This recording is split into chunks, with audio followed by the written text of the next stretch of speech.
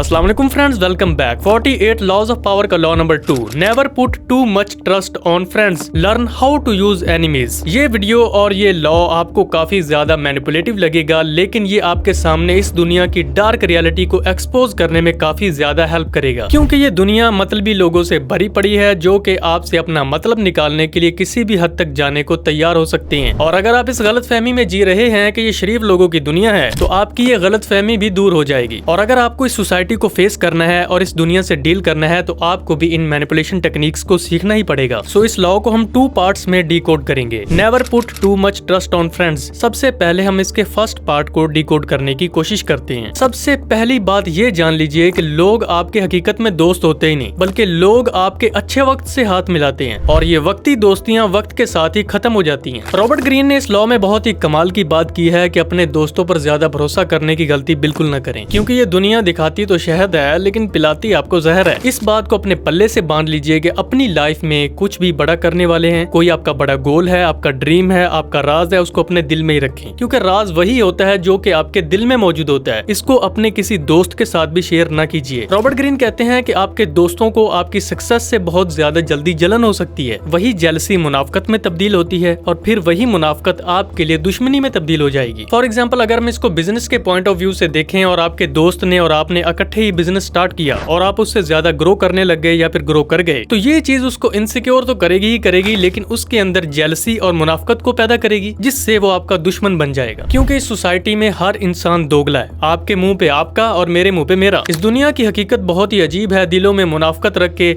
बज़ाहिर दोस्ताना है। क्या जालिम ज़माना है। अगर आप स्कूल में, कॉलेज लाइफ में किसी भी जगह पर मौजूद हैं, तो इस बात को समझ लीजिए कि आप अपने दोस्तों पर बहुत जल्दी ब्लाइंडली ट्रस्ट कर लेते हैं। तो अपने किसी भी दोस्त पर भरोसा करने की कभी भी गलती न करें, क्योंकि कब आपका दोस्त आपके दुश्मन में तब्दील हो जाए पता ही नहीं चलता। क्योंकि हमारी सोसाइटी कुछ इस तरह से हो चुकी है कि लोग एक दूसरे को बर्दाश्त भी नहीं कर सकते। वफा तुम न देखोगे हरगिज किसी में, जमाना कुछ ऐसा अजीब आ गया है। आपने जितने भी अपने अच्छे दोस्त बना रखे हैं ना, उसमें जरा गौर करके देखिए, उसमें से 2 या 3 बंदे आपको लॉयल मिलेंगे, बाकी सारे सांप हैं। और ये सांप आपसे अपना मतलब निकालने के बाद आपको बिल्कुल एक टिश्यू पेपर की तरह यूज एंड थ्रो करने के लिए तैयार हैं। एक बात हमेशा याद रखिए कि दौलत के शौकीन कभी भी वफादार नहीं होते। और इससे भी ज्यादा इंपॉर्टेंट चीज, ऑलवेज रिमेंबर, डोंट इम्प्रेस। आप बहुत ही जल्दी किसी की गाड़ी देखकर, किसी का पैसा देखकर, किसी का घर देखकर इम्प्रेस हो जाते हैं। इन मटेरियलिस्टिक चीजों की कोई भी वैल्यू या फिर औकात नहीं है। अगर आपने इम्प्रेस होना है तो किसी इंसान के कैरेक्टर से हो कि उसके अंदर इंसानियत मौजूद है कि नहीं, वो लोगों के साथ किस तरह से डील करता है। सो इस चीज को अपने पल्ले से बांध लीजिए। अब हम इस लॉ के दूसरे हिस्से को डिकोड करने की कोशिश करते हैं कि learn how to use enemies. देखिए यार, आप इस बात को समझिए कि उस इंसान से भी ज्यादा कोई शातिर या फिर स्मार्ट हो सकता है जो कि अपने बेनिफिट के लिए अपने दुश्मन को भी यूज करने के लिए तैयार हो जाए। नंबर 1, जिस इंसान का कोई दुश्मन नहीं है, एक तो वो मुनाफिक इंसान। मुनाफकत हमेशा